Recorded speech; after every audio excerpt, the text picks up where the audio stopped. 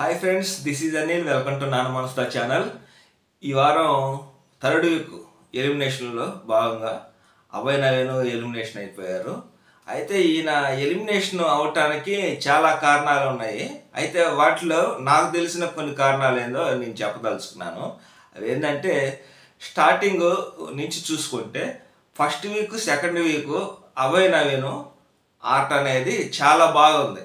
అతను ఒకవేళ ఎవరినైనా నామినేషన్ వేసినా కానీ ఎవరికైనా అది కరెక్ట్ పాయింట్ తోటి చెప్పేవాడు అనమాట. అతను బయట వేరే క్లాన్లో ఉండి గెలిపించిన సందర్భాలు ఉన్నాయన్నమాట. అంటే యష్మి వాళ్ళ క్లాన్లో ఉన్నప్పుడు అతను ఆడిన తీరు కానీ అతను చేసిన ఎంటర్టైన్మెంట్ కానీ చాలా బాగుందన్నమాట. అది చూసి యాక్చువల్గా ఎవరైనా ఏమనుకుంటారంటే, ఇతను ఒక క్లాన్లో సభ్యులుగా ఉన్నప్పుడే ఎంత బాగా ఆడుతున్నాడే, ఒకవేళ చీఫ్ అయితే ఇంకెంత బాగుంటుందో అని చెప్పి అందరూ ఆయన గురించి బాగా హై ఎక్స్పెక్టేషన్ పెట్టుకున్నారన్నమాట. కానీ అతను చీఫ్ అయిన తర్వాత ఆ ఎక్స్పెక్టేషన్ అసలు రీచ్ కాలేదు కదా. ఇతను ఎందుకు చీఫ్ అయ్యాడు రా బాబు అన్నట్లు చేశాడు. అతను బిహేవియర్ కూడా అట్లానే అయిపోయింది. చీఫ్గా లేనప్పుడు అయితే చాలా ఎంటర్టైన్మెంట్గా బాగుండేది. అతను చీఫ్ అయిన దగ్గర నుంచి గేమ్ బాగా ఆడలేదు. ఆయన క్లాన్లో ఉన్న సభ్యులను కూడా సరిగ్గా ఆడనివ్వలేదు. అంటే వాళ్ళకి సరైన ఎంకరేజ్మెంట్ అనేది లేదన్నమాట. గేమ్ బాగా ఆడండి, ఇతను యాక్చువల్గా చీఫ్ కదా, ఇతను బాగా ఆడకపోగా అతని క్లాన్లో సభ్యులు బాగా ఆడటానికి ఇతను సహకరించలేదనే చెప్పాలి. సరిగ్గా సహకరించలేదు. తర్వాత వచ్చేసరికి ప్రతిదానికి చిన్న కారణమైన పెద్ద కారణమైన ఏదైనా కానీ ఒక కారణం అనేది ఉంటుంది. బిగ్ బాస్ కొన్ని రూల్స్ రెగ్యులేషన్స్ పెట్టినప్పుడు వాటిని పాటించాలి కంపల్సరీ. అవి పాటించకుండా బిగ్ బాస్నే తిట్టడానికి దూషించడం పొద్దుగుకులు. అది చూసే వాళ్ళకి ఎట్లా ఉందంటే, ఏదో ఒకసారి 2 సార్లు అయితే కామెడీ అనుకోవచ్చు, కానీ 1-10 సార్లు ఇష్టం వచ్చినట్లు, అంటే నోటికి ఏది అనిపిస్తే అది. ఒకనొక టైంలో ఏమన్నారు అంటే, బిగ్ బాస్ని పెళ్ళాం తిడితే ఆ కోపం అంతా తీసుకొచ్చి ఇక్కడ చూపిస్తున్నట్టుంది బిగ్ బాస్ అని చెప్పి అలాంటి మాటలు కూడా వాడటం.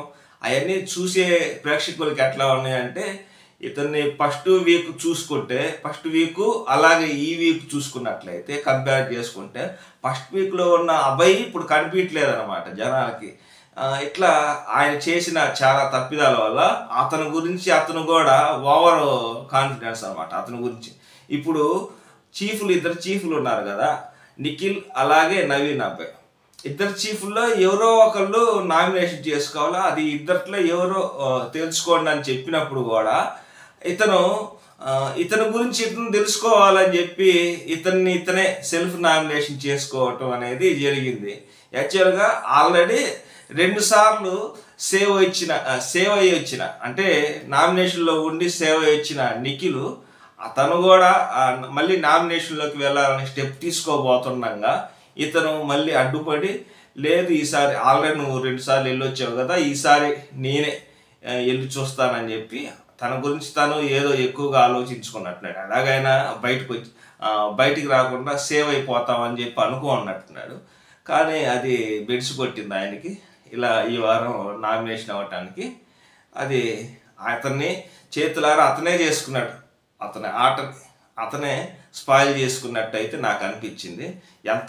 ఎంత బాగా ఆడే నభయ్ ఇప్పుడు గేమ్ ఆడలేని పరిస్థితుల్లో బిగ్ బాస్ హౌస్లో నుంచి వెందిరి రావటం అనేది ఇది అతను ఈ వారం కనుక బాగా ఆడినట్లయితే అతను ఎక్కడో ఉండాల్సిన కంటెస్టెంట్, కానీ తప్పలేదు.